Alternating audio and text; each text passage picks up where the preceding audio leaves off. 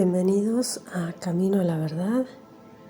Hoy nos convoca la sección de la Torá que se llama Beshalach, que significa Él envió o que envió.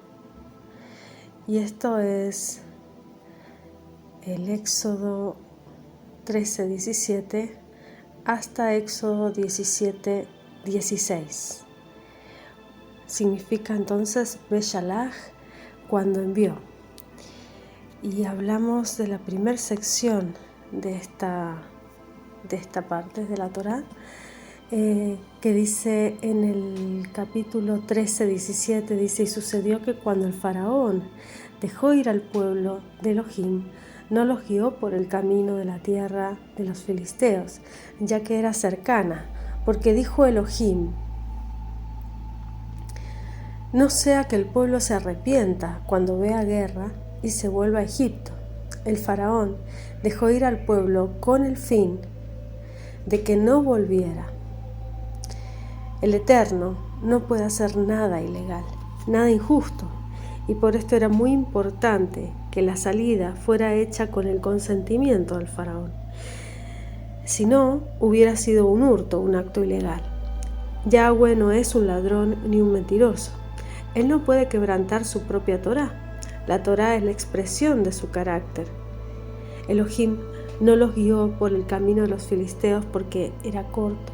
La razón fue que hubiera sido fácil para el pueblo volver a Egipto y había que evitarlo.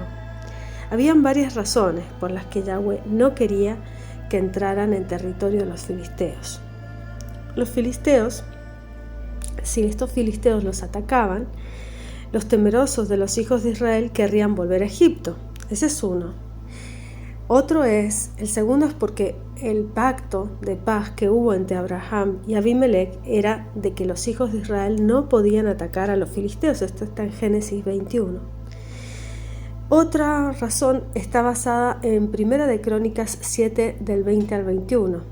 Y esto dice que una gran parte de la tribu de Efraín salió de Egipto antes de tiempo. Esto lo cuenta el Midrash y dice que fue atacado por los filisteos y sus huesos estaban regados por ese camino y constituían una visión horrorosa para los hijos de Israel, de manera que podían perder el ánimo y volver a Egipto. Las palabras que dice cuando vea guerra pueden ser interpretadas de esta manera. En el capítulo 13 de Éxodo, versículo 18 del texto base de Éxodo dice: Elohim pues hizo que el pueblo diera un rodeo por el camino del desierto hacia el Mar Rojo, y los hijos de Israel subieron armados de la tierra de Egipto. El nombre hebreo del Mar Rojo es Yam Suf, Mar de Cañas. Es probable que la razón por la que es llamado Mar Rojo sea por un error de traducción. En las primeras traducciones al inglés se tradujo como Reed Sea, o sea, Reed o Rit Sea. Esto significa mar de cañas, pero todo indica que luego las traducciones y las sucesivas que hicieron de la Biblia, usando el inglés como base, se confundieron y entendieron la palabra Reed, que es Rit, caña, como Red, rojo. El mar de cañas no es rojo. Cuando uno va allí, lo ve bien azul. Y como todos los mares, el mar de Cañas es el nombre de todo el mar, incluyendo los dos golfos, el Golfo de Suez y el de Acaba. En el texto base, capítulo 13, versículo 19 dice: y Moshe tomó consigo los huesos de Yosef. ¿Sí? Pues este había hecho jurar solemnemente a los hijos de Israel, diciendo: ciertamente os visitará Elohim, y entonces llevaréis de aquí mis huesos con vosotros. Esta es la versión revisada de la Reina Valera. Dice, qué importante es cumplir estos juramentos, porque Moshe tenía que esforzarse para honrar un juramento, mientras todo el resto de Israel se preocupaba por cargar sus pertenencias en los carros y poder llevar todas las cosas que tenían. Moisés tenía que encargarse y esforzarse por honrar este sagrado juramento a sus antepasados, y que sus antepasados también habían hecho. Los hijos de Israel, los hermanos de Yosef, que hicieron el juramento, estaban todos muertos, y por eso no podían llevar consigo sus huesos, como dice con nosotros. De este texto se puede deducir también que los huesos de los dos hermanos fueron llevados de Egipto, no solo los huesos de Yosef. En tal caso, cada tribu tendría un ataúd consigo durante los 40 años en el desierto. Por otro lado, se puede entender que la expresión de los hijos de Israel no se refiere solamente a los dos hermanos, sino a todos los descendientes de Israel.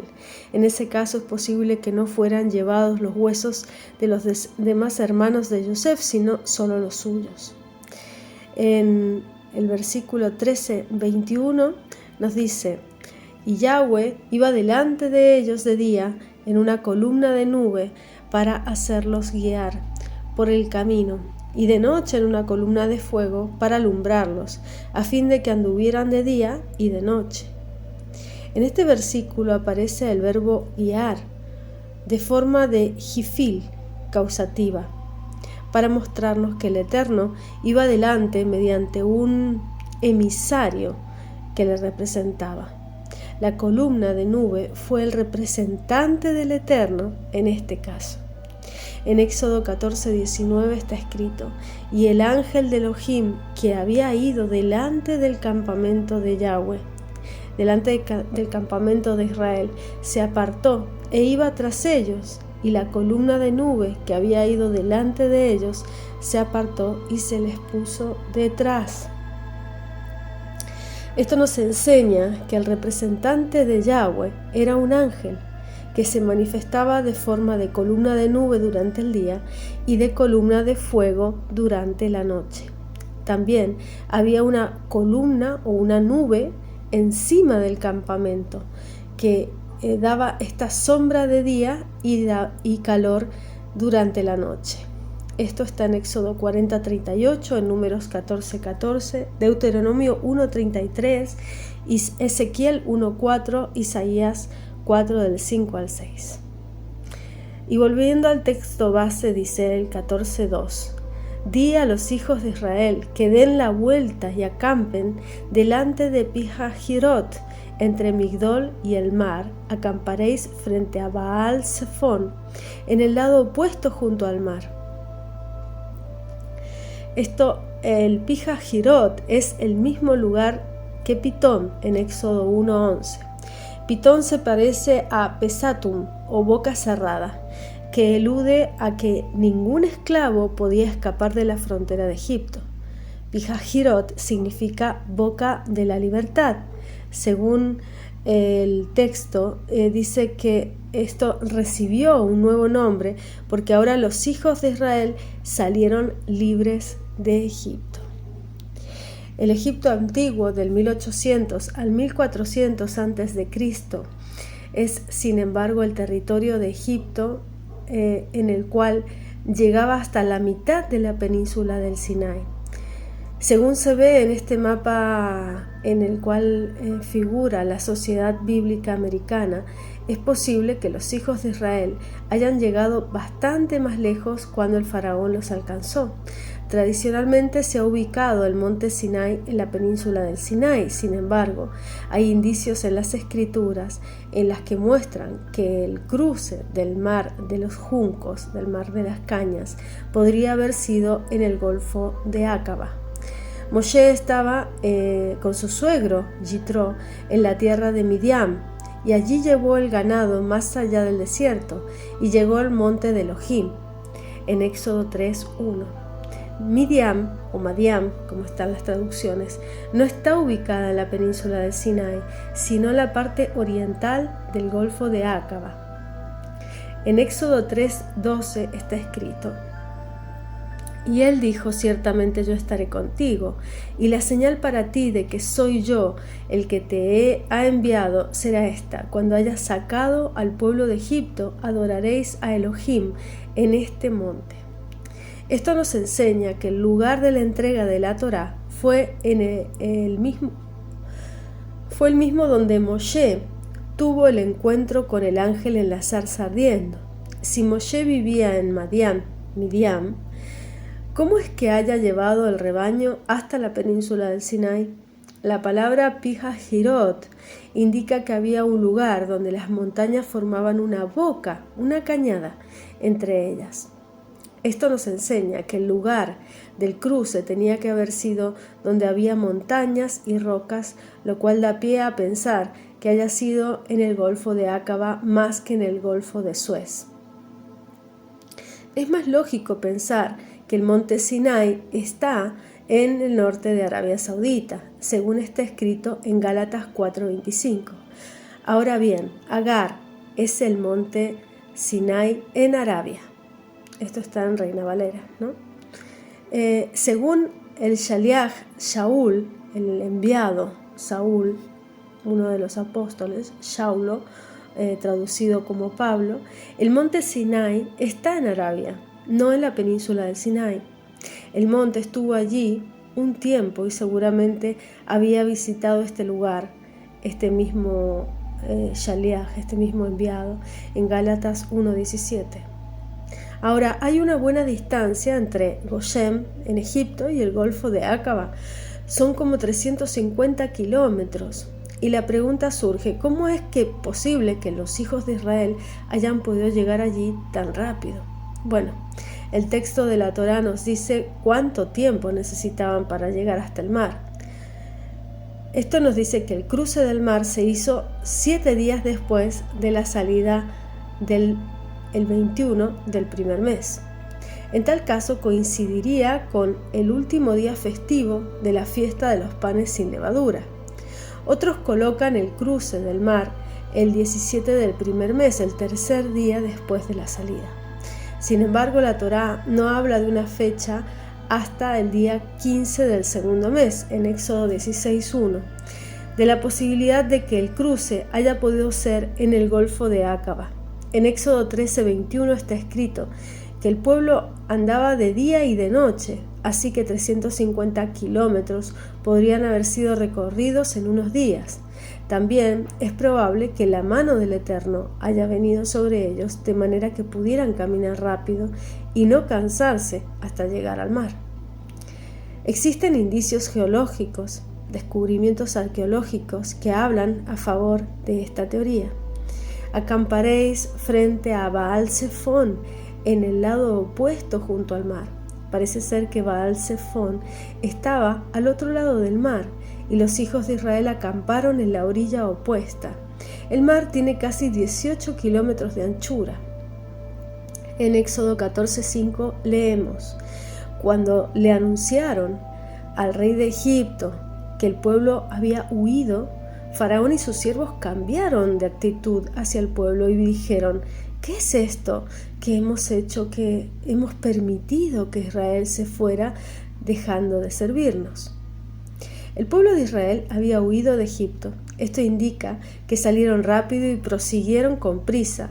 La misma palabra para huir se encuentra en Génesis 16 del 6 al 8. En Génesis 27:43, en Génesis 31 del 22 al 22, del 20 al 22 y 27, en Génesis 35:1 y 7, en Éxodo 2:15 y en Números 24:11. En Éxodo seguimos en el texto base 14:8, dice: pero los hijos de Israel habían salido con mano levantada. La expresión mano levantada en hebreo es Yad Ramá. Se encuentra también en Números 15:30 y 33:3. Aquí esto nos muestra un significado, que es una fuerza elevada, es una fuerza evidente. Es decir, tiene un sentido metafórico. Esto nos muestra que los hijos de Israel salieron con fuerza y con determinación para no volver. Con esta fuerza llegaron al mar. A partir del Éxodo 14, del 9 al 25, analizamos. Pero Moshe dijo al pueblo: no temáis, estad firmes y ved la salvación que Yahweh hará hoy por nosotros, porque los egipcios a quienes habéis visto hoy no los volveréis a ver jamás. Yahweh peleará por nosotros, mientras vosotros os quedáis callados. La palabra hebrea para salvación es Yeshua, con el acento en la A. El nombre del Mesías es Yeshua, con acento en la U, que significa Él salvará. El nombre Yeshua es una forma abreviada de Yehoshua. Esto está en Números 13:16 y en Nehemías 8:17, como Ageo 1:1, Esdras 5:2. La palabra griega Jesús, de la cual se deriva el nombre Jesús, no tiene ningún significado en el idioma griego. Ese nombre es un intento de transliterar el nombre de Yeshua al griego. Aparece en la Septuaginta como transliteración de los nombres de Yehoshua y de Yeshua. En Éxodo 17:9 al 1, en Crónicas 24:11 lo vemos. Como los nombres griegos que terminan con la letra A son femeninos, cambiaron la A por la S, que determina la masculinidad de los nombres griegos, para que el nombre de Yeshua, transliterada al griego, no sonara como el nombre de una mujer. En Éxodo 14:22 leemos: y los hijos de Israel entraron por el medio del mar en seco. Las aguas les eran como un muro a su derecha y su izquierda.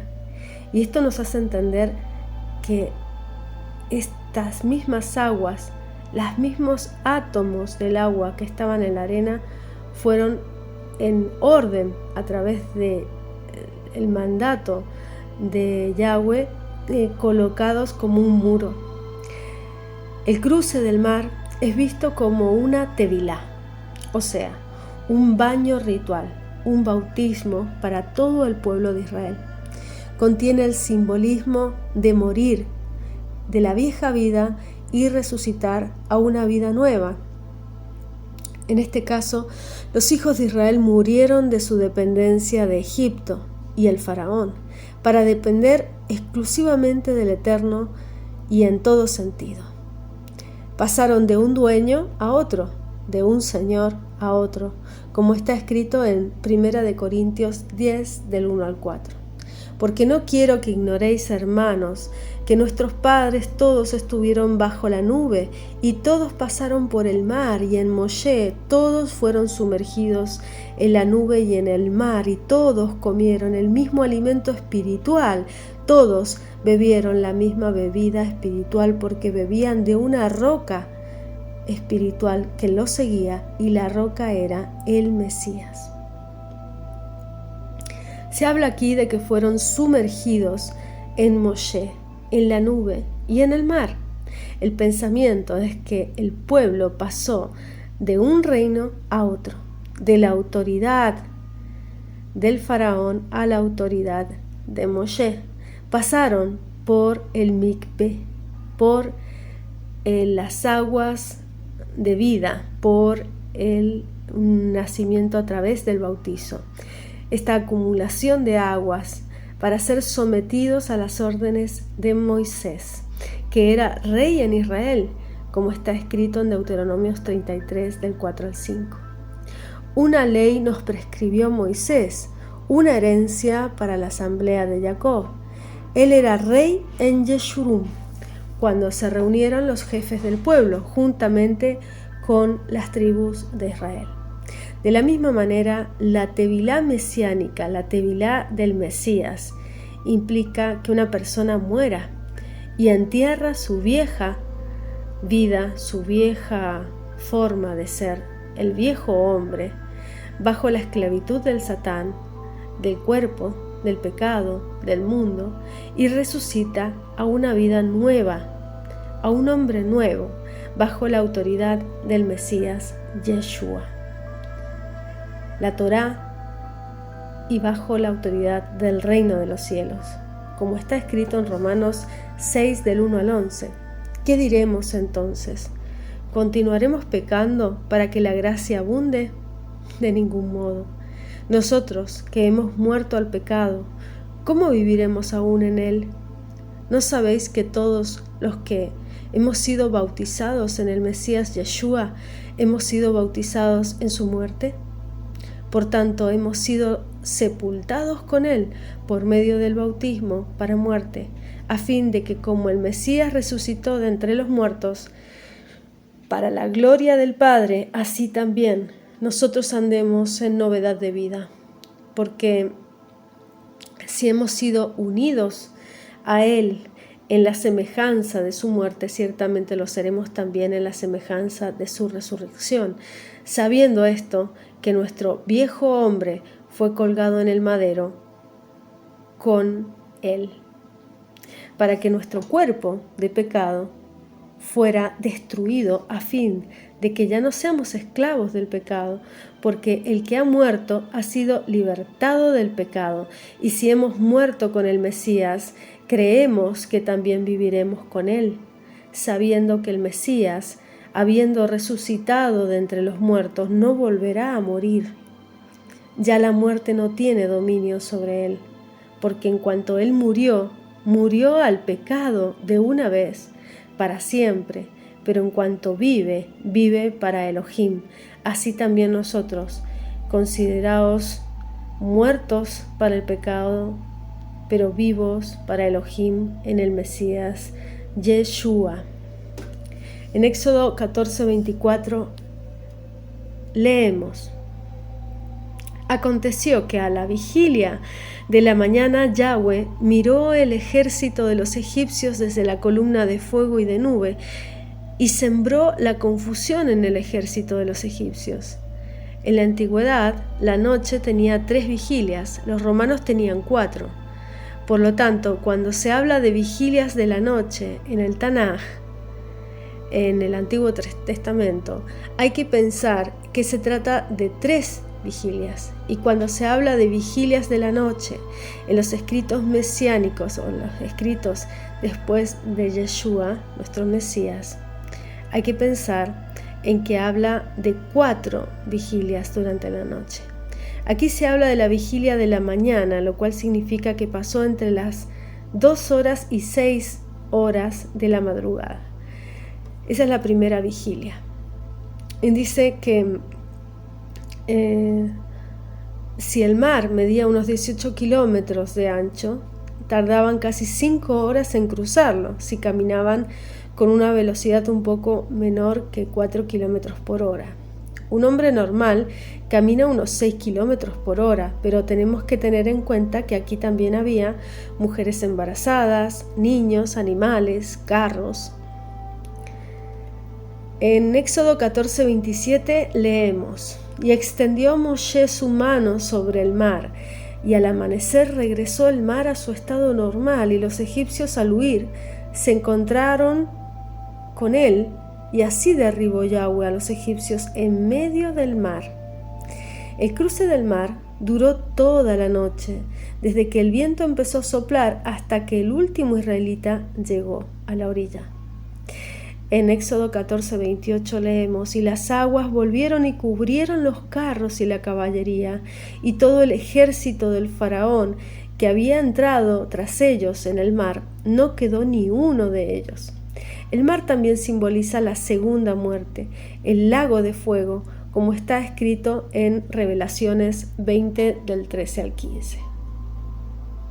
El mar entregó los muertos que estaban en él. La muerte y el Seol entregaron los muertos que estaban en ellos y fueron juzgados cada uno según sus obras, y la muerte y el Sheol fueron arrojados al lago de fuego. Esta es la muerte segunda.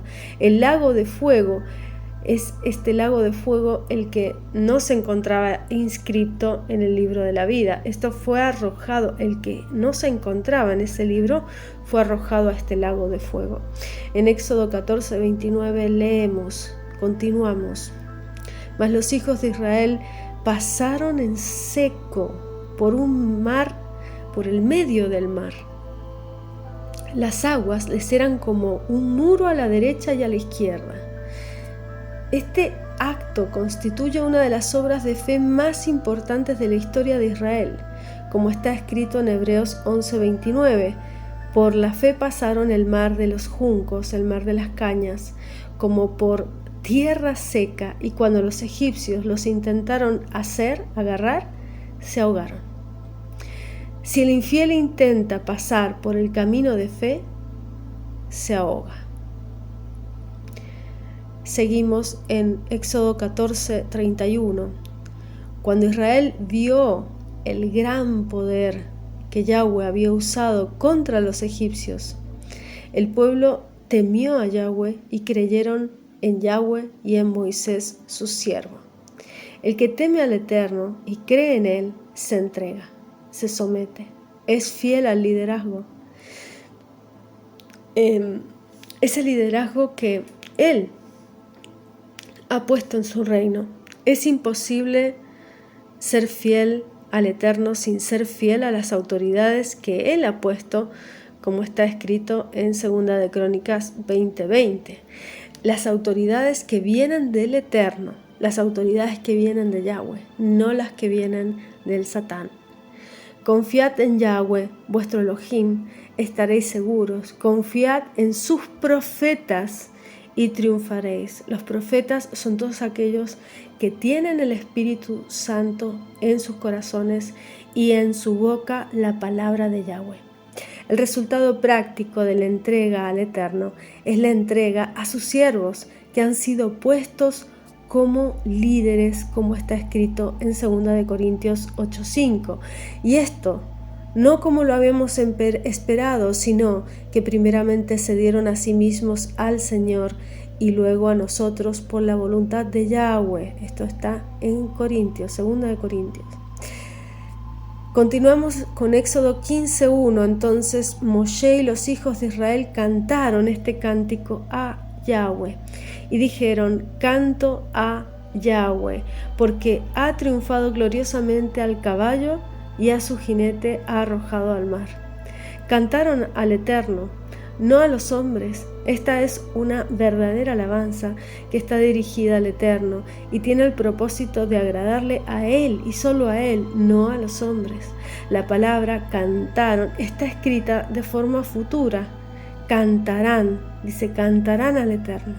Dice que cuando el verbo aparece de esta forma se entiende de tres maneras. Primero, hay una intención del corazón que no es necesario que se cumpla. Esto está en Números 21:17 y en Primera de Reyes 7:8 al 11:7. Segundo, hay un presente continuo, un regalo, algo que se hace siempre, en Números 9:20 y en Job 1:5. Y por tercera dádiva a este cantarán, es algo que se hará en el futuro. De aquí los maestros dijeron que la resurrección de los muertos se deriva del mismo texto de la Torá. En este caso podemos descartar el presente continuo, puesto que solo cantaron junto al mar una vez, pero es interesante notar que la Torá habla del cántico de Moshe que será cantado en relación con la redención final y con la resurrección de los muertos, como está escrito en Revelaciones en Apocalipsis 15 del 2 al 4. Vi también como un mar de cristal de vidrio mezclado con fuego, y a los que habían salido victoriosos sobre la bestia, sobre su imagen y sobre el número de su nombre, en pie sobre este mar de cristal, con arpas de Elohim, y cantan el cántico de Moshe, siervo de Elohim, y el cántico del Cordero, diciendo: grandes y maravillosas son tus obras, oh Señor Elohim Todopoderoso, justos y verdaderos son tus caminos, oh Rey de las naciones, oh Señor, ¿Quién no temerá y glorificará tu nombre? Pues solo tú eres santo, porque todas las naciones vendrán y adorarán en tu presencia, pues tus justos juicios han sido revelados. El cántico de Moshe y del Cordero es el cántico de la redención final. Al igual que Moshe y los hijos de Israel salieron del mar, que simboliza la resurrección, así todos los que han puesto su confianza en el Mesías de Israel serán redimidos de la muerte para poder cantar en el otro lado este cántico al Eterno. El cántico de Shemot de Éxodo 15 nos enseña la importancia de expresarse con cantos, de cantar, de alabar con danzas, con instrumentos al Eterno. Es parte de nuestra devoción a Él, es una manera de mantenernos ardientes en el Espíritu. Esta canción tiene 3 temas principales. Primero, la grandeza del Eterno. Segundo, la liberación de los egipcios. Y tercero, la entrada futura en la tierra prometida, con una alusión a ese reino del Mesías. Éxodo 15, 2 dice: mi fortaleza y mi canción es Yahweh, y ha sido para mi salvación. Este es mi Elohim, y glorificaré al Elohim de mi Padre, y le ensalzaré. La palabra hebrea que ha sido traducida como le glorificaré es be'anvehu, que significa embelleceré, y viene de la raíz navá, que significa descansar, embellecer, celebrar, preparar una habitación. De aquí aprendemos que nuestro servicio y obediencia al Eterno debe ser de manera bella. Por esto se adorna la mesa del Shabbat, se adorna nuestra vestimenta para el reposo, se adornan los tefilín, se adorna la mesuzá, se adornan los rollos de la Torá, se adorna la suká, el strong y todos estos objetos que se usan para cumplir con estos mandamientos, para recordarnos el embellecimiento de todas las cosas que tengan que ver con nuestra adoración hacia Él. Nos debemos adornar con las palabras de la Torá en nuestros corazones. También aprendemos que nuestra alabanza prepara un lugar de morada para el Eterno, como está escrito en el Salmo 22:3. Sin embargo, tú eres santo, que habitas entre las alabanzas de Israel. No hay ningún texto que diga que el Eterno habita entre las alabanzas de su pueblo, como dicen varias canciones. Se trata de Israel, no de otro pueblo. Yahweh habita en las alabanzas de Israel, lo cual implica que allí reside, pero que también pone su trono en Israel. Cuando hay alabanza y manifiesta su gobierno, su autoridad y su poder. En Éxodo 15:3 leemos: Yahweh es hombre de guerra, Yahweh es nombre. Hay muchos lugares en las Escrituras donde el Eterno es presentado como un guerrero. En Isaías 42 del 13 al 15 o en Isaías 51, 22, en Sofonías 3:17 o Nehemías 4:20. No es pacífico, él no se representa como pacifista. En cuanto a la justicia, él es un rey justo, por lo tanto, él está en contra de la injusticia y en esa oposición hace guerra a la injusticia y a la maldad. El que no hace guerra contra el pecado, el que no hace guerra contra la injusticia, termina siendo rodeada por esta injusticia y por este pecado. Si no haces guerra contra los males de este mundo, no estás siguiendo el ejemplo de tu Padre Celestial. La apatía de los justos contra el mal en este mundo hace que los malvados se multipliquen y actúen sin temor. Si callamos ante el mal, somos cómplices. En Éxodo 15:6 leemos: Tu diestra, oh Yahweh, es majestuosa en poder. Tu diestra, oh Yahweh, destroza al enemigo. La diestra del Eterno es el Mesías. Él será el que finalmente va a destruir a los enemigos y está destruyendo a los enemigos que se levantan contra el pueblo de Israel. En Isaías 63, del 1 al 6, está escrito: ¿Quién es este que viene de Edom, de Botzra, con vestiduras de colores brillantes, este, majestuoso en su ropaje, que marcha en la plenitud de su fuerza? Soy yo, que hablo en justicia, poderoso para salvar. ¿Por qué es rojo tu ropaje y tus vestiduras como las del que pisa el lagar? El lagar lo he pisado yo solo de los pueblos, ningún hombre estaba conmigo. Los pisé en mi ira, los hollé en mi furor. Su sangre salpicó mis vestiduras y manché todo mi ropaje, porque el día de la venganza estaba en mi corazón y el año de mi redención había llegado.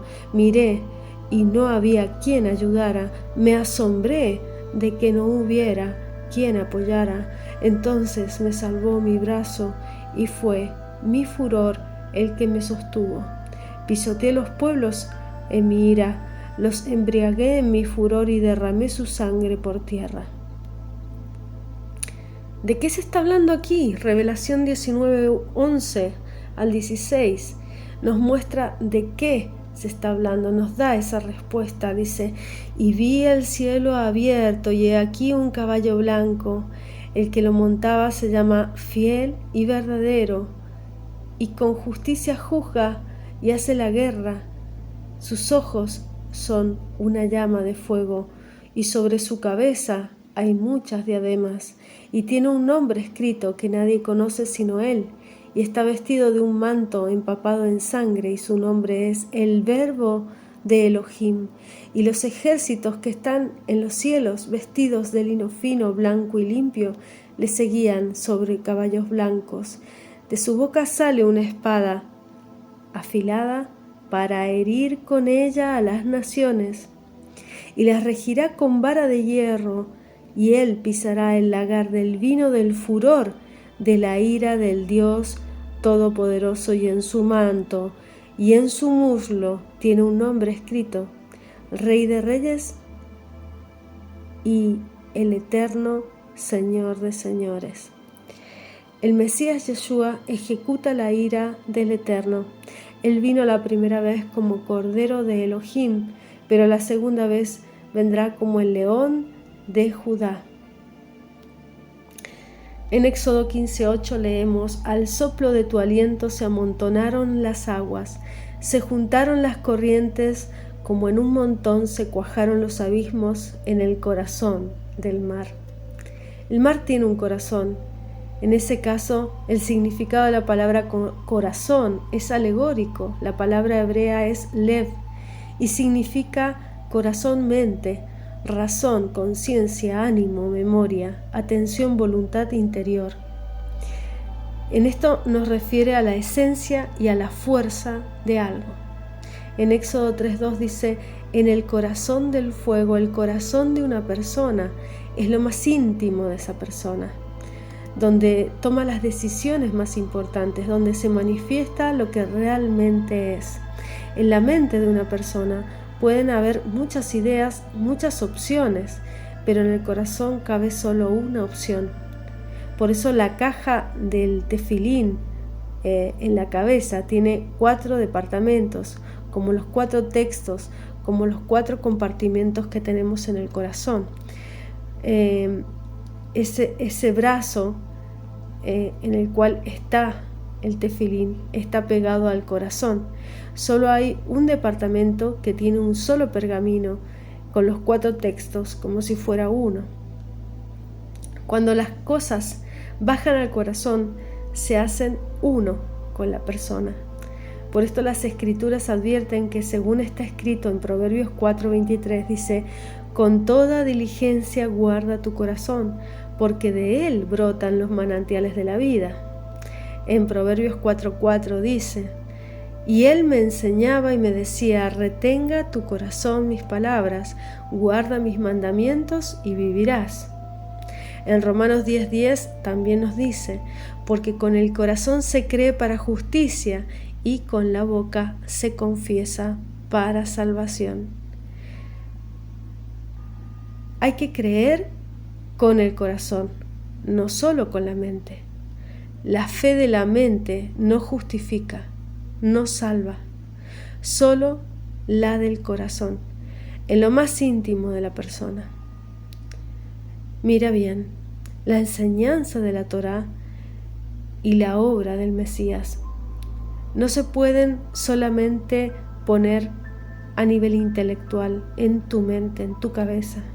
Debes tenerlas internamente en la llama de tu corazón, como está escrito en la oración del Shema, según Deuteronomio 6:6, dice: estas palabras que yo te mando hoy estarán sobre tu corazón. El texto base de Éxodo 15:9 leemos: el enemigo dijo: perseguiré, alcanzaré, repartiré el despojo, se saciará mi alma de ellos, sacaré mi espada, los destruirá mi mano. Los enemigos de Israel son enemigos del Eterno, los enemigos del Eterno son enemigos de Israel. Es imposible amar al Eterno y odiar a Israel. El que dice que ama al Eterno y aborrece a Israel, a su hermano, es un mentiroso. Se saciará mi alma de ellos. La palabra hebrea para alma en este texto es nefesh, que significa aliento, garganta, cuello, apetito, alma, vida, ser vivo, persona. Vive del verbo, el nafash, respirar. Para respiración, cada respiración de un ser vivo suena a nefesh. En algunos lugares, nefesh tiene el significado de cadáver. El alma, el nefesh, es la sede de la voluntad y el deseo. En las Escrituras podemos ver varias palabras que hablan de las diferentes partes del ser humano. Ya hemos mencionado el corazón, el alma. La palabra nefesh es usada tanto para animales como para hombres. Así que el nefesh es el alma natural, el alma animal, biológica, lo que da vida al cuerpo, lo que respira. Los animales son nefesh y basar, alma y cuerpo, pero los hombres tienen algo más que los animales. Los animales no lo tienen, es un alma superior espiritual, llamada Neshama. En Génesis 1:27 dice: el hombre fue creado como está escrito. Dice: creó pues Elohim al hombre a imagen suya, a imagen de Elohim lo creó, varón y hembra los creó. El acto de creación del hombre y de la mujer fue cuando el Eterno sopló aliento de vida, Nishmat Hayim, en su nariz. Y así el hombre fue hecho un ser vivo, un alma viviente, un Nefesh Hayah, según Génesis 2:7. Entonces el hombre recibió esta alma espiritual que los animales no tienen. La palabra hebrea para crear es bará, que significa dar existencia, hacer algo que no existía antes. La palabra aparece 3 veces en Génesis 1, en el versículo 1, en relación con el tiempo, el espacio y la materia. En el versículo 21, en relación con la vida animal, y en el versículo 27, en relación con el hombre. Esto nos enseña que hay una diferencia entre lo material y los animales, y entre los animales y los hombres, porque necesitaban actos de creación diferentes para llegar a existir. El cuerpo de los animales fue tomado de la tierra y el alma de ellos fue creada. El cuerpo del hombre también fue tomado de la tierra, pero su alma recibió un toque especial del Espíritu del Eterno. Algo nuevo fue creado, diferente al alma animal. Es el alma espiritual del hombre, la vida superior, como está escrito en Juan 6:63. El Espíritu de Yahweh es el que da vida, la carne para nada aprovecha. Las palabras que yo os he hablado son espíritu y son vida. En el Salmo 104:30 está escrito: envías tu espíritu y son creados, renuevas la faz de la tierra. Así que cuando el Eterno sopló con su espíritu en la nariz de aquella estatua de barro que había formado, el hombre fue creado, su vida espiritual empezó a existir, su espíritu fue formado. La palabra hebrea para espíritu es ruach, que significa soplo, viento, aliento, respiración, ánimo, mente, ira, tempestad. Este amplio significado de la palabra hace que el concepto espíritu del hombre es entendido por varias y de varias maneras en las Escrituras.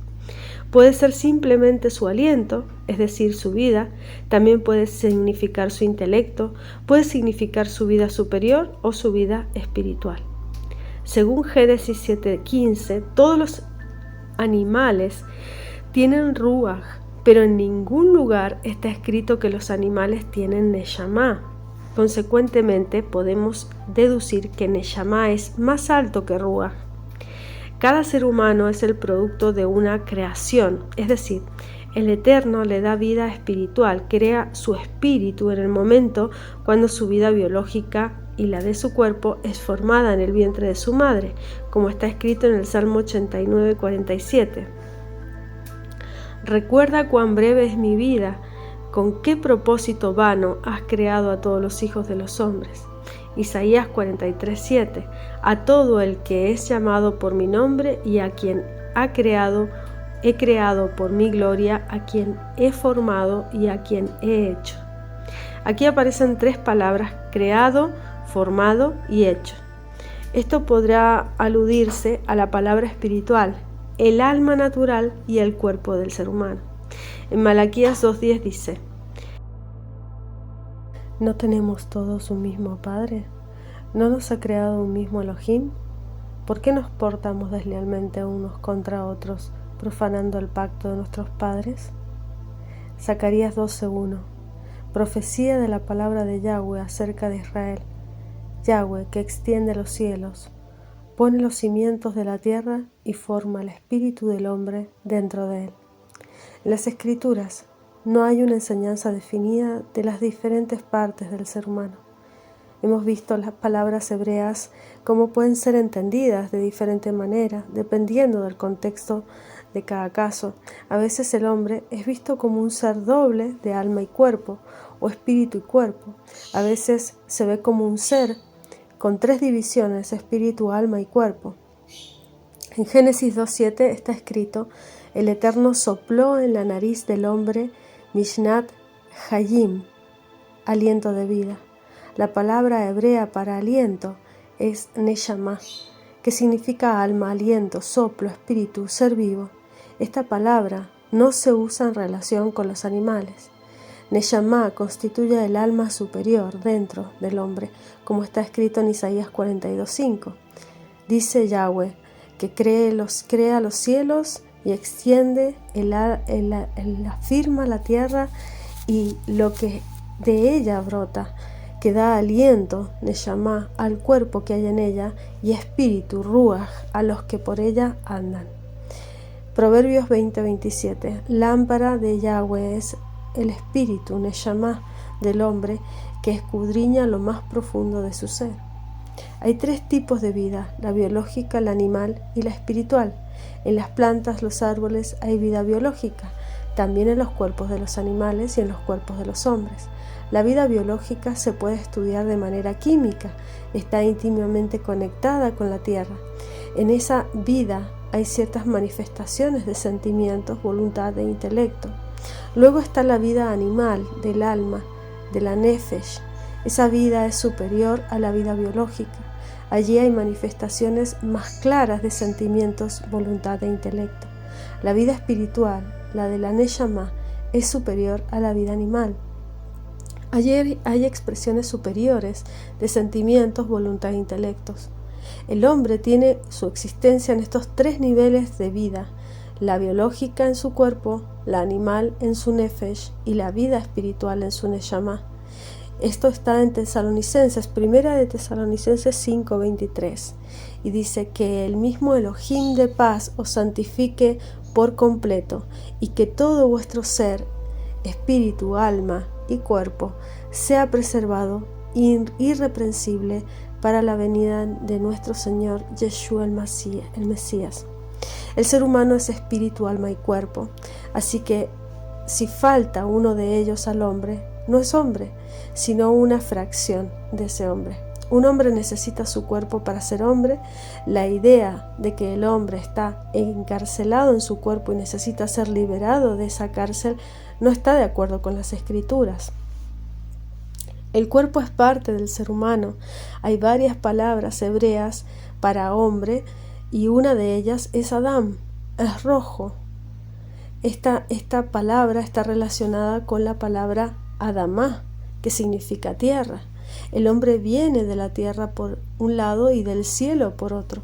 Así que el hombre es la combinación de la unión entre lo terrenal y lo celestial. El Eterno formó su cuerpo de la tierra y sopló en su nariz y así llegó a ser hombre. El Espíritu del Eterno es lo que está dado es en esa vida, es lo que da esa vida al espíritu del hombre, como está escrito en Job 32:8. Pero hay un espíritu en el hombre y el soplo del Todopoderoso le da entendimiento a ese espíritu. Cuando el espíritu del hombre sale de su cuerpo, el cuerpo muere, como está escrito en Salmo 146:4. Su espíritu exhala, él vuelve a la tierra, en ese mismo día perecen sus planes. Dice Isaías 57:16 también, porque no contenderé para siempre, ni estaré siempre enfadado, pues el espíritu, Ruach, desfallecería ante mí, y el aliento, Neshama, que yo he hecho.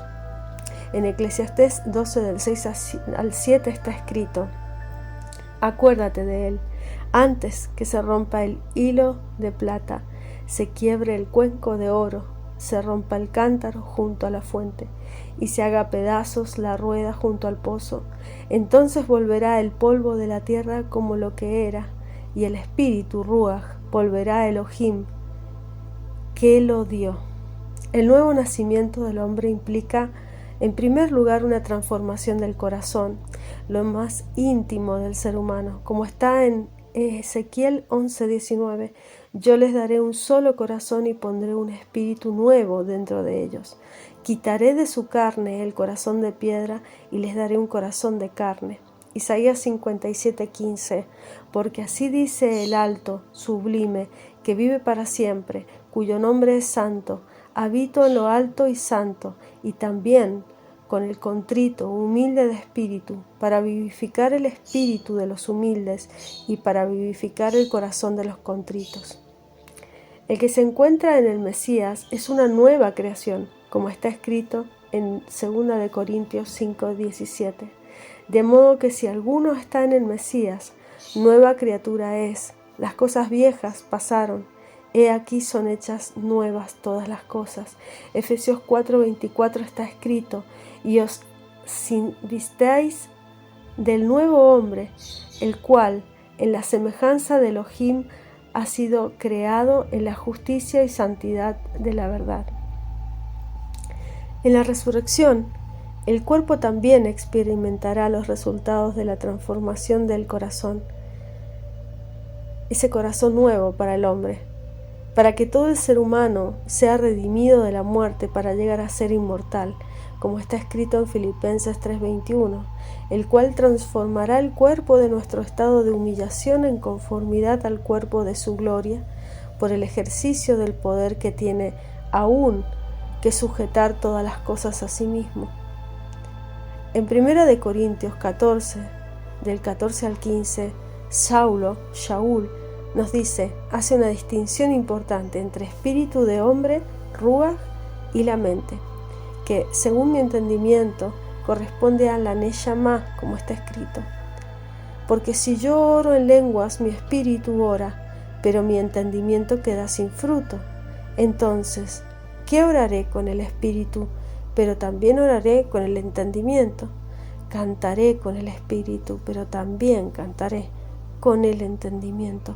La enseñanza de Pablo de las manifestaciones espirituales sobrenaturales en 1 de Corintios 12:14 muestra lo que afecta el entendimiento del hombre es superior a lo que afecta a su espíritu. Por lo tanto, la Neshama del hombre es superior a su Ruach. En resumen, el hombre puede ser visto de esta manera: espíritu Ruach, alma superior Neshama, alma inferior Nefesh y cuerpo Basar. Los animales se componen de cuerpo, alma inferior, espíritu, Basar, Nefesh y Ruach. pero ellos no tienen Neshama. La diferencia entre hombres y animales es que el hombre también es alma superior Neshama. En ocasiones la Neshama y el Ruach son vistas como una unidad llamada espíritu y a veces llamada alma. El intelecto superior está en la Neshama. Las emociones y sentido de moral están en el Ruach. El intelecto inferior está en el Nefesh. Como el pecado entró en el cuerpo, la sede del pecado está allí, pero afecta al Nefesh. El alma superior tiene el deseo de elevarse hacia el Creador, que sopló aliento de vida en el hombre. En Éxodo 15:13 leemos: En tu misericordia has guiado al pueblo que has redimido, con tu poder los has guiado a tu santa morada. La salida de Egipto es una redención. Fue la primera redención que anuncia la redención final, cuando Israel va a ser sacado de todas las naciones, de la misma manera como en la primera redención, como está escrito en Jeremías 16 del 14 al 15.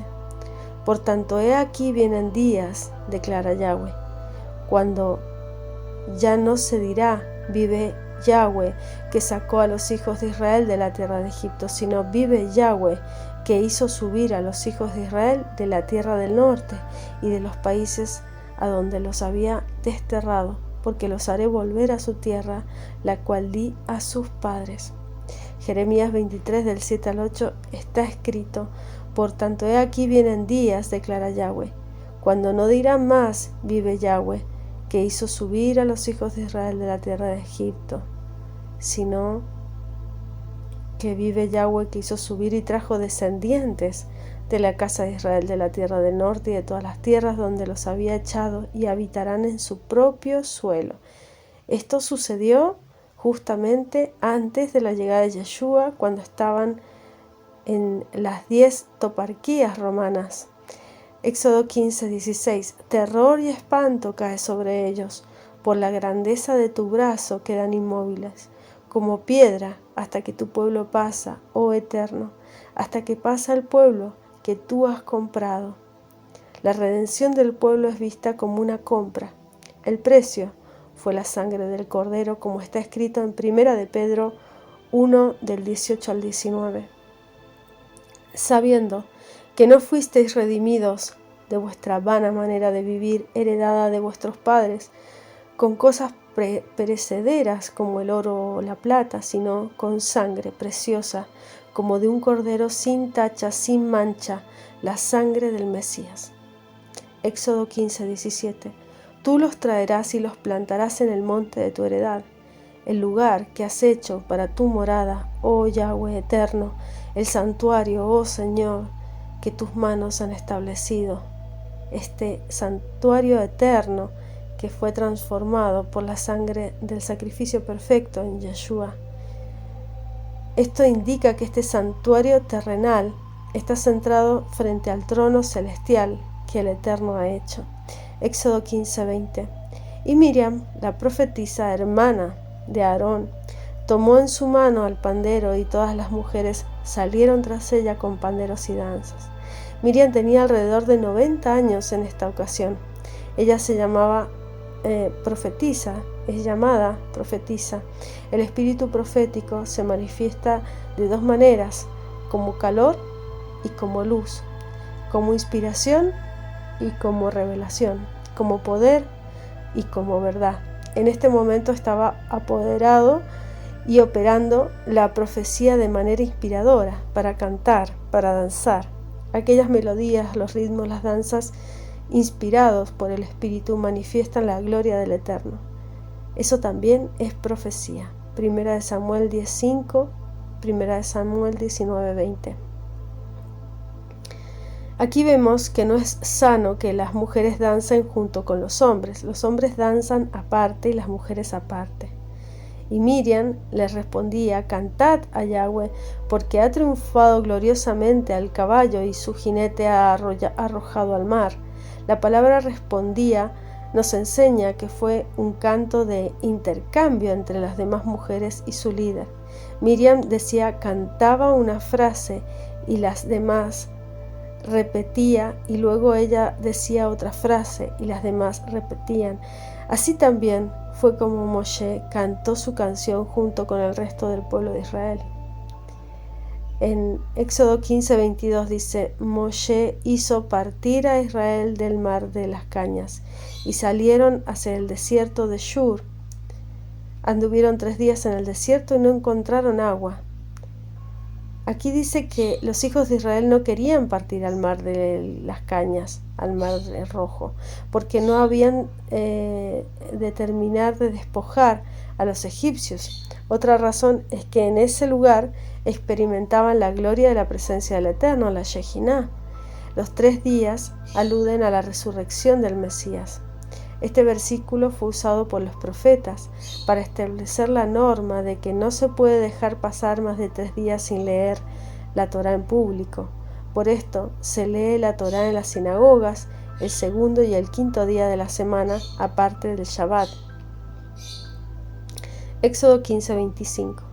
Entonces él clamó a Yahweh, y Yahweh le mostró un árbol, y él lo echó en las aguas, y las aguas se volvieron dulces. Y les dijo allí un estatuto y una ordenanza, y allí les puso a prueba. Esto alude a la muerte del Mesías sobre un árbol que transforma la amargura del hombre en dulzura. También alude a la palabra del Eterno, que es árbol de vida, la Torá, y que transforma las aguas amargas de esta vida en agua dulce. El Eterno empieza a instruir a su pueblo con la palabra, con la Torá, a través de sus mandamientos. Éxodo 15:26. Y dijo: si escuchas atentamente la voz de Yahweh, tu Elohim, y haces lo que es recto ante sus ojos, escuchas sus mandamientos, guardas todos sus estatutos, no te enviaré ninguna de las enfermedades que envié sobre los egipcios, porque yo, Yahweh, soy tu sanador. Las enfermedades son producto de la maldición que hay por salir de los mandamientos y de la palabra del Eterno. La naturaleza, por causa del pecado, trajo muerte a este mundo. La enfermedad es el primogénito de la muerte, como dice Job 18:13. Devora su piel la enfermedad, devora sus miembros el primogénito de la muerte. La enfermedad es una alteración del buen funcionamiento del cuerpo. Es un atentado contra la vida. Según Deuteronomio 28:61, todas las enfermedades son maldiciones. Estas maldiciones pueden alcanzar al hombre por varias razones. Primero, porque vive en un mundo que ha sido sometido a la maldición y la corrupción por causa del pecado. Segundo, por no cuidar el cuerpo y exponerlo a peligros, pudiendo evitarlos. Tercero, porque no cumple los mandamientos de Yahweh y así trae maldición sobre sí que produce ciertas enfermedades. Y cuarto, por un castigo directo del Eterno a causa de un corazón no arrepentido. El Eterno puede sanar de diferentes maneras en la naturaleza. Ha puesto mecanismos que producen sanidad en el cuerpo, el sistema inmunológico. Los médicos y la medicina no pueden sanar un cuerpo enfermo, solo ayudarlo a sanar por sí mismo. La misma vida tiene poder sobre la muerte.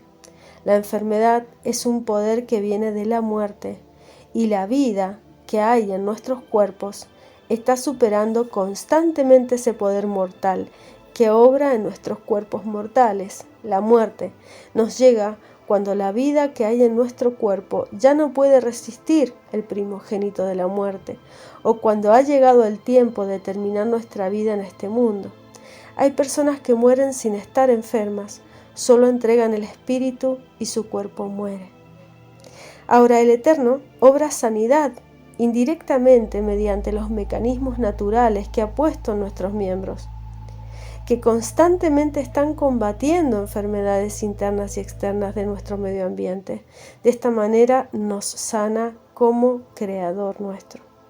También nos puede sanar de manera sobrenatural, por medio de intervenciones divinas en nuestros cuerpos. Así fue el caso en que el sanador sana, como dice el texto, y nos enseña esto varias cosas. El Eterno puso sobre los egipcios enfermedades, directa o indirectamente. El Eterno no pondrá sobre los hijos de Israel ninguna de estas enfermedades cuando escuchan y obedecen los mandamientos. Así que el Eterno actúa indirectamente como sanador, pero en función de protector. En el caso de que hayan desobedecido a los mandamientos y a consecuencia de ellos están sufriendo alguna enfermedad, podrán experimentar la sanidad divina por medio de una intervención sobrenatural. En el caso de que haya teshuvá, arrepentimiento de los pecados, en ese caso el Eterno actuará como sanador. En Santiago, Jacobo 5:15 dice: la oración de fe restaurará al enfermo, el Señor lo levantará, y si ha cometido pecados, le serán perdonados. Vemos en este texto que no todos los enfermos de los santos están enfermos por causa de pecados.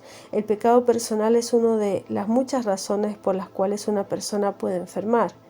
Pero en todo caso las enfermedades no son una bendición, aunque el Eterno es capaz de tomar cualquier maldición y convertirla en bendición. Las enfermedades son un ataque contra el propósito de vida que el Eterno tiene para mi cuerpo. Mi cuerpo no fue creado para estar enfermo, sino para estar sano. Por esto el Mesías vino no solamente para morir, para quitar nuestros pecados, sino también para quitar nuestras enfermedades y así crear una base para que estas promesas de sanidad completen y puedan ser efectivas en el pueblo de Israel. Así está en Isaías 53 del 4 al 5.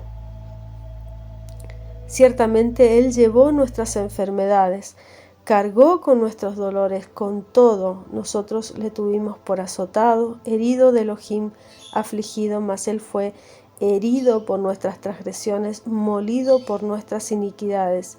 El castigo por nuestra paz cayó sobre Él, y por sus heridas hemos sido sanados. Deuteronomio 7:15. Y Yahweh apartará de ti toda enfermedad, y no pondrá sobre ti ninguna de las enfermedades malignas de Egipto que has conocido, sino que las pondrá sobre los que te odian. Salmo 103:3. Él es el que perdona todas las iniquidades, el que sana todas tus enfermedades. La sanidad corporal es parte del pacto entre el Eterno e Israel. Este pacto fue apoyado, confirmado, renovado por medio del Mesías Yeshua. En Éxodo 23:25, Salmo 32, Hebreos 3,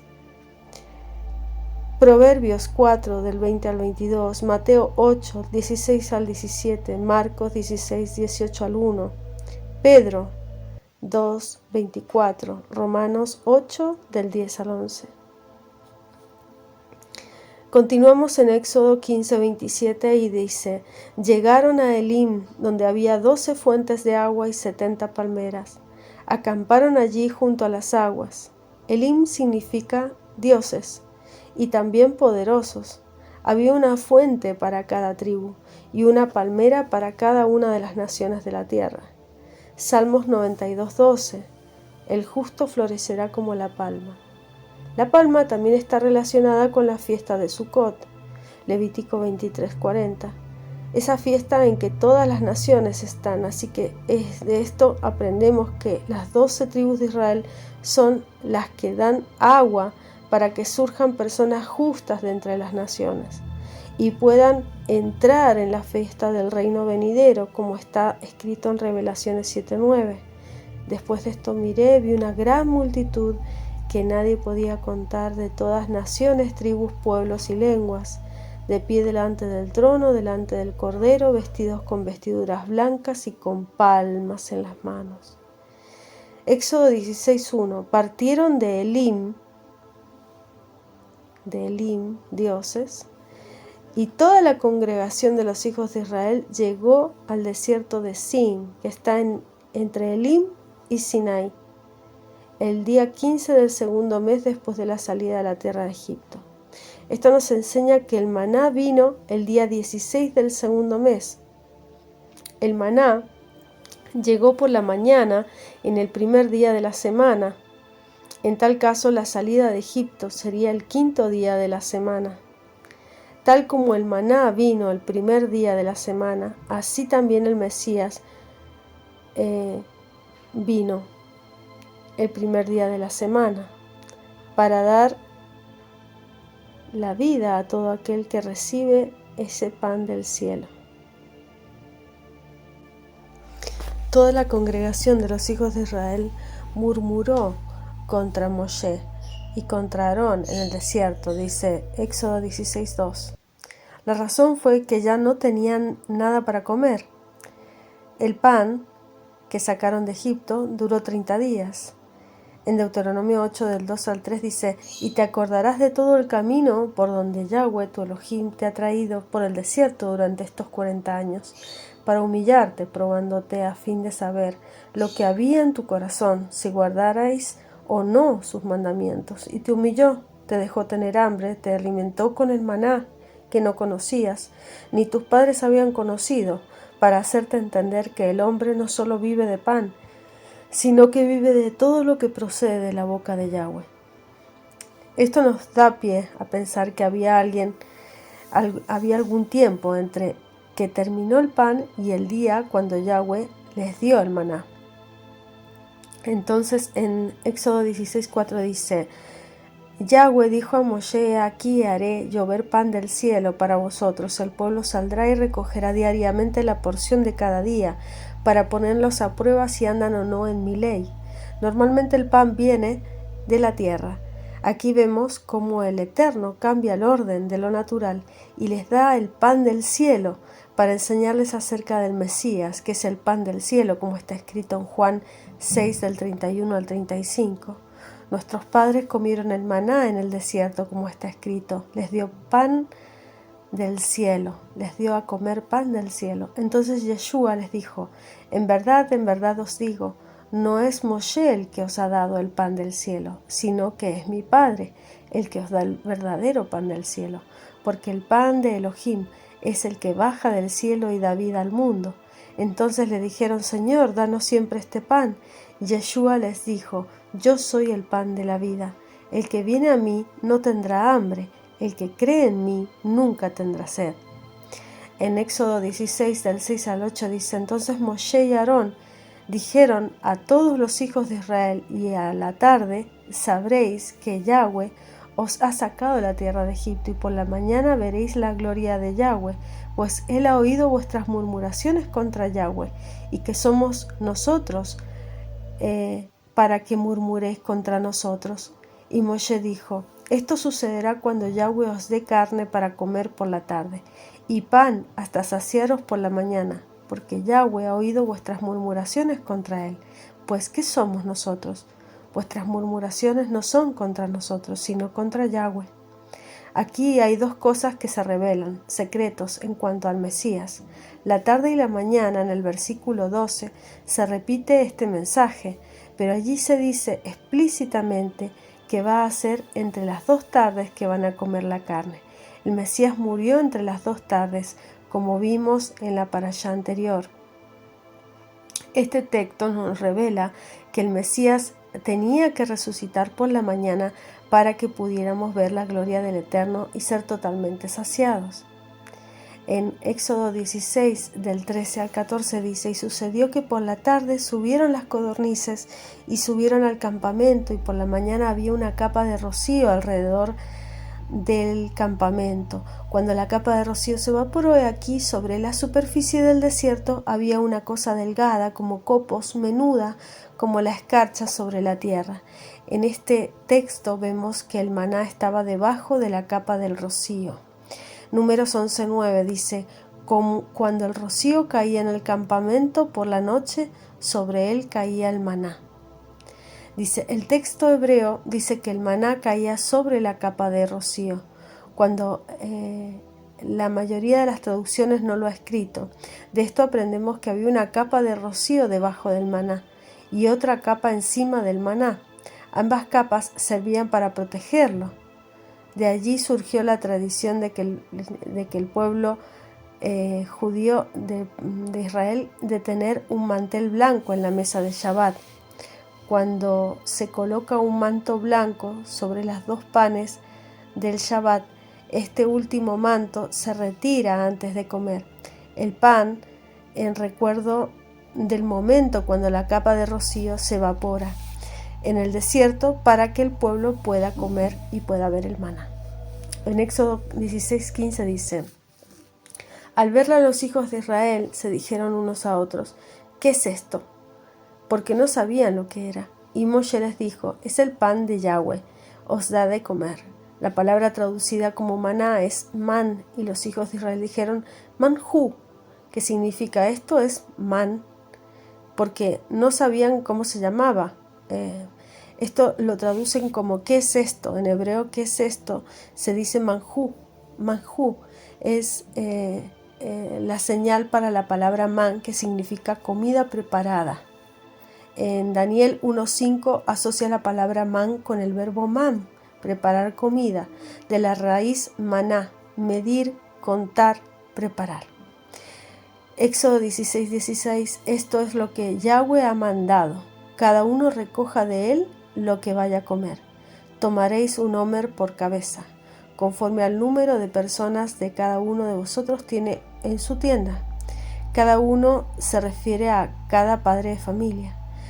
Debían responsabilizarse para que se recogiera para todos los de su casa y para que cada uno tuviera un homer. Un homer es una medida de capacidad, según esto son 2,5 litros, pero otros aumentan esta cantidad el 50%, incluso un 75%.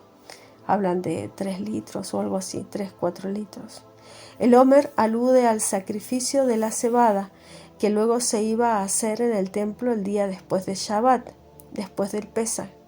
Este sacrificio fue instituido para anunciar el poder de la resurrección de las semillas, que son cosechadas en primavera, en alusión a la resurrección del Mesías, como está escrito en 1 Corintios 15:20.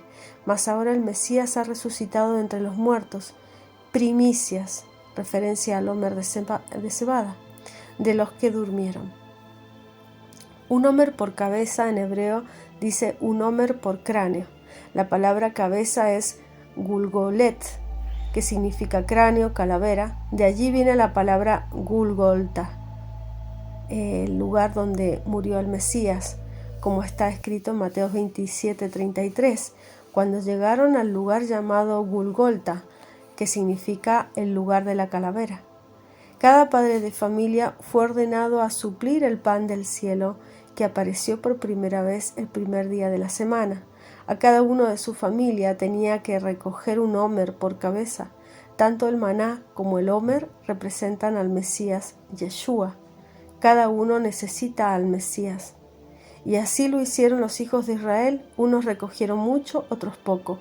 Cuando lo midieron con el homer, al que había recogido mucho no le sobró, ni le faltó el que había recogido poco. Cada uno había recogido lo que iba a comer. Este hecho fue destacado en 2 Corintios 8, del 13 al 15, dado que está escrito: esto no es para holgura de otros y para aflicción vuestra, sino para que haya igualdad en el momento actual. Vuestra abundancia suple la necesidad de ellos, para que también la abundancia de ellos supla vuestra necesidad, de modo que haya igualdad. Como está escrito, el que cogió mucho no tuvo demasiado, el que recogió poco no tuvo escasez. Éxodo 16:23. Él les respondió: esto es lo que ha dicho Yahweh, mañana es día de reposo, Shabbat, consagrado a Yahweh. Coced lo que habéis de cocer y hervid lo que habéis de hervir. Todo lo que sobre, guardadlo para mañana. El mandamiento del Shabbat no viene del Sinai, vino antes. Es una herencia desde la creación. La esencia de guardar el Shabbat es cesar de toda actividad creativa. En ese día el hombre deja de intervenir en la creación en reconocimiento de su Creador. El principal enfoque del Shabbat no es el descanso, sino el cese de actividades creativas o productivas. En primer lugar, cesar, también descansar, Aunque una actividad no constituya un esfuerzo físico, puede ser considerado un trabajo. En hebreo, melajá, que viole el Shabbat. Cuando se cocina hay una transformación de los alimentos, lo cual es una violación del mandamiento, si se hace en el Shabbat. Además hay que encender fuego para cocinar, lo cual es una melajá, trabajo de intervención en la creación. Éxodo 35:3. Shabbat consagrado a Yahweh. El propósito del Shabbat es dedicarse al Eterno, no hacer lo que uno le gusta y como uno le gusta, sino como está escrito. En Isaías 58, del 13 al 14 dice: si por causa del día de reposo apartas tu pie para no hacer lo que te plazca en mi día santo, y llamas al día de reposo delicia, el día santo de Yahweh honorable, honras, y no siguiendo tus caminos, ni buscando tu placer, ni hablando de tus propios asuntos, entonces te deleitarás en Yahweh, y yo te haré cabalgar sobre las alturas de la tierra. Te alimentaré con la heredad de tu padre Jacob, porque la boca de Yahweh ha hablado. Éxodo 16:25. Y Moshe dijo: comedlo hoy, porque hoy es día de reposo para Yahweh. Hoy no lo hallaréis en el campo. Hay varias razones por las cuales el Eterno ha creado al hombre con la necesidad de comer. Para aprender a depender de su Padre Celestial, para aprender a que el Padre Celestial es bueno y es el proveedor, para tener una ocupación diaria, no caer en la ociosidad, para poder relacionarse con otros de manera profunda, para poder suplir las necesidades nutritivas del cuerpo y para poder aprender las verdades eternas del cielo, también para poder aprender a obedecer los mandamientos. Las Escrituras nos muestran que nuestra relación con la comida está conectada con nuestra relación con el Eterno. El primer pecado fue por una comida prohibida. La comida fue creada para que el hombre aprenda a obedecer a Yahweh. Éxodo 16:26. 6 días lo recogeréis, pero el séptimo día, Shabbat, no habrá nada. Este es el ciclo de la semana: 6 días de trabajo, un día de cese, para dedicarse al Eterno en la congregación y también descansar en casa junto a la familia el día sábado.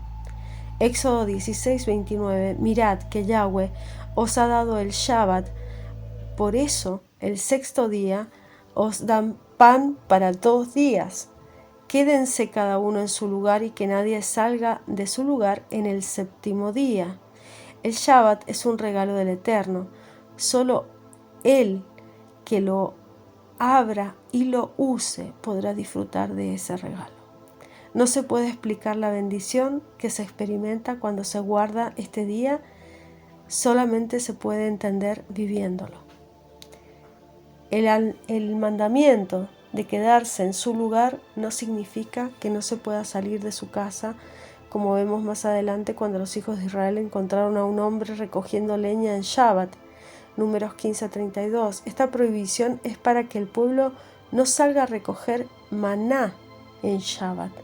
A base de este versículo, los sabios de Israel han establecido una distancia de 2000 codos hacia las 4 direcciones como límite del Shabbat, en el cual se puede mover fuera de una ciudad amurallada. Esta halajá, esta ley práctica de la aplicación de la Torá, está mencionada en escritos del Mesías, como está escrito en Hechos 1:12. Entonces regresaron a Jerusalén desde el monte llamado de los Olivos, que está cerca de Jerusalén, camino de Shabbat, camino de un Shabbat. Estos escritos reconocen la halajá de las autoridades judías. El 16 del 33 al 34 dice: entonces dijo Moshe a Aarón: toma una vasija y pon en ella un homer lleno de maná y colócalo delante del Eterno, a fin de guardarlo para vuestras generaciones, tal como el Eterno ordenó a Moshe. Así lo colocó Aarón delante del testimonio que fuera guardado. El homer tenía que ser guardado en una vasija de barro, porque la palabra testimonio significa las tablas de piedra del Eterno. Iba a dar a Moshe más adelante. Es la primera vez que esta palabra aparece en este sentido.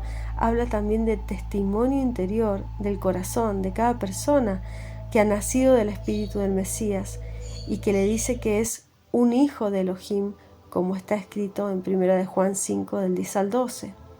El que cree en el Hijo de Elohim tiene el testimonio en sí mismo. El que no cree en Elohim ha hecho a Elohim mentiroso, porque no ha creído en el testimonio de Elohim ha dado respecto a su Hijo. El testimonio es este, que Elohim nos ha dado vida eterna. Esta vida está en su Hijo. El que tiene al Hijo tiene la vida, y el que no tiene al Hijo de Elohim no tiene la vida. Segunda de Corintios 13:5. Poneos a prueba para ver si estáis en la fe, examinaos a vosotros mismos, o no os reconocéis a vosotros mismos de que Yeshua es el Mesías y está en vosotros, a menos que en verdad no paséis la prueba. El que ha examinado la salvación tiene el testimonio dentro de su corazón. Él sabe que es un hijo de Elohim. El que no tiene ese testimonio no es su hijo. Aquí está escrito que el maná tenía que ser colocado delante del testimonio. Estos dos están íntimamente relacionados. Revelación 19:10. Entonces caí a sus pies para adorarle y me dice: no hagas eso, yo soy consiervo tuyo y de tus hermanos que poseen el testimonio de Yeshua. Adora a Elohim, pues el testimonio de Yeshua es el espíritu de la profecía. Éxodo 17:2. Entonces el pueblo contendió con Moshe y dijeron: danos agua para beber. Moshe les dijo: ¿por qué contendéis conmigo? ¿Por qué tentáis a Yahweh? El que murmura contra un líder que obedece a Yahweh está tentándole a Elohim, está tentando al Eterno. Pero debemos examinar los espíritus que vengan de Yahweh. Éxodo 17:6. He aquí yo estaré allí delante de ti, sobre la peña de Joreb, y golpearás la peña y saldrá agua de ella, para que beba el pueblo, y así lo hizo Moshe en presencia de los ancianos de Israel.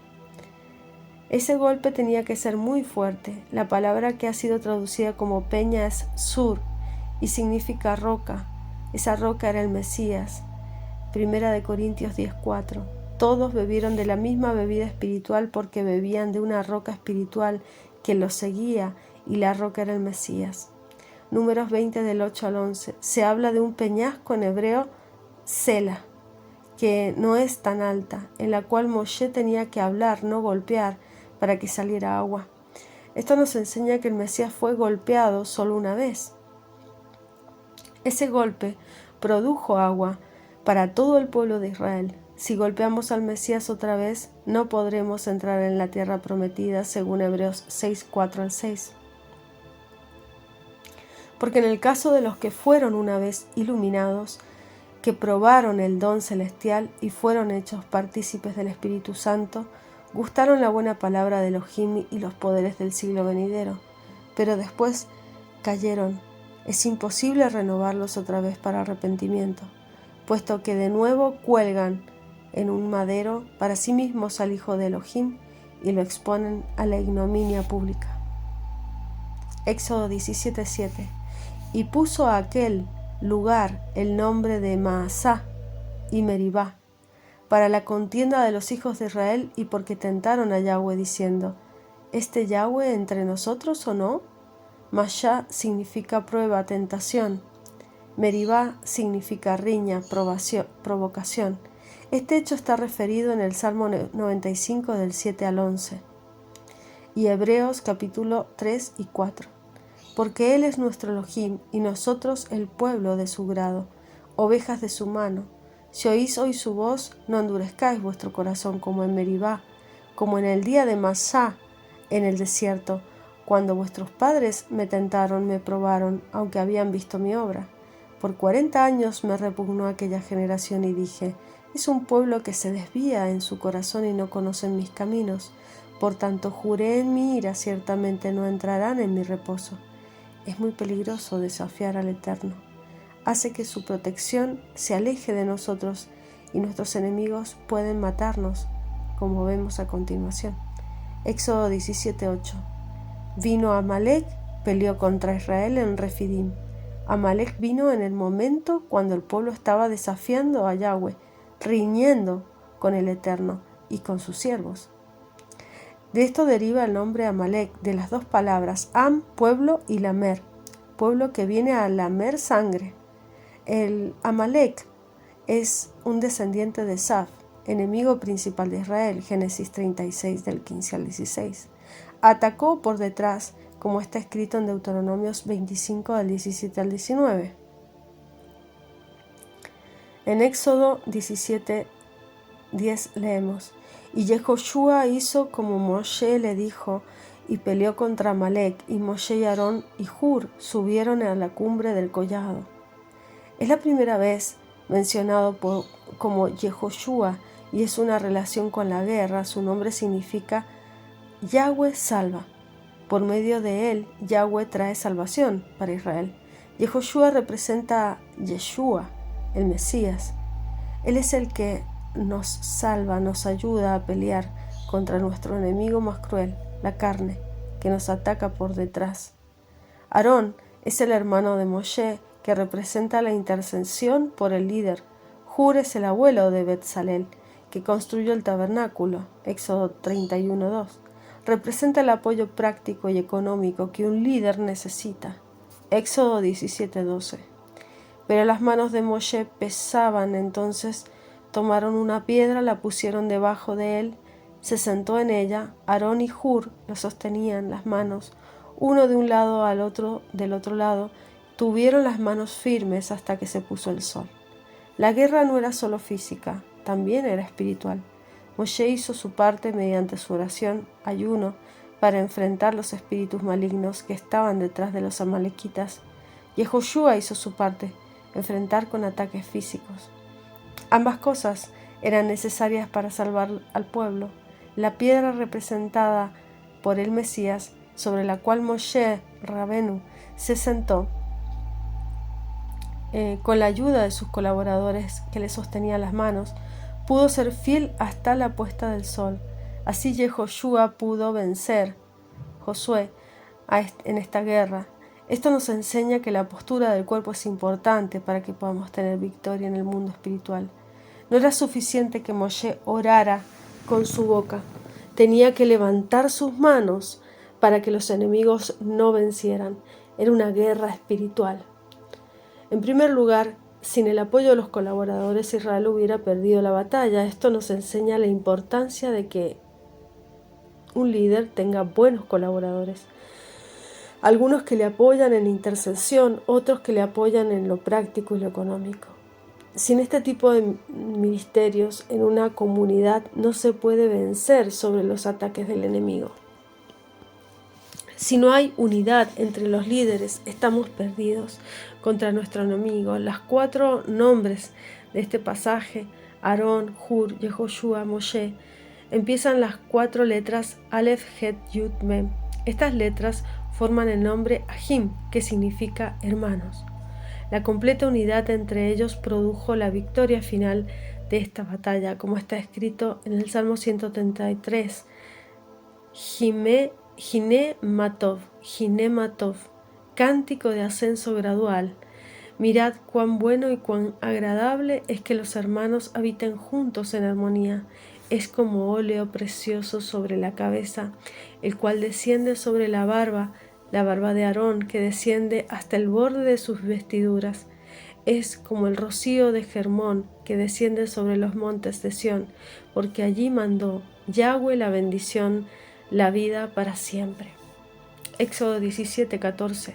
Entonces dijo Yahweh a Moshe: escribe esto en un libro para que sirva de memorial, a saber, a Yehoshua, que yo borraré por completo la memoria de Amalek de debajo del cielo. Las cosas importantes hay que ponerlas por escrito. Yahweh ordenó a Moshe escribir en un libro para que no se olvidara. Yehoshua recibió este mensaje. Esto alude, según los escritos, a que él iba a ser el sucesor de Moshe, pero también alude a que Yeshua es el único que finalmente podrá destruir el poder de Amalek en los últimos tiempos. Éxodo 17:16. Yahweh lo ha jurado, Yahweh hará guerra contra Amalek de generación en generación. Esto nos enseña que en cada generación hay un Amalek que intenta destruir el pueblo de Israel. Hamán, que aparece en el libro de Esther, fue el descendiente de Amalek. Adolf Hitler fue un amalekita en su generación, Yasser Arafat y otros. El último que vendrá antes de la venida del Mesías será matado con la espada de su boca, como está escrito en Isaías 11:4. Herirá la tierra con la vara de su boca y con el soplo de sus labios matará al impío. Segunda de Tesalonicenses 2:8 está escrito: y entonces será revelado ese inicuo a quien el Señor matará con el espíritu de su boca, destruirá con el resplandor de su venida. Que sea pronto y en nuestros días. Amén. Shalom, hermanos.